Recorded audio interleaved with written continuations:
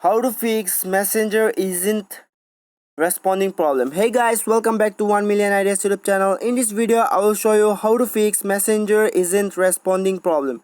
So guys, for this you have to go to your mobile settings, and then you have to go to install apps or app manager, and now search for Messenger.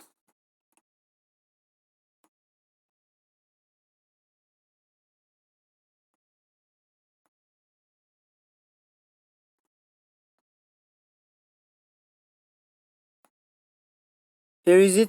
So click on Messenger, and then you can see here force stop button. Click on force stop and press OK.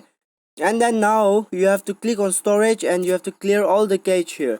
Go back and you can see here app permission. Click on app permission and allow all the permission here.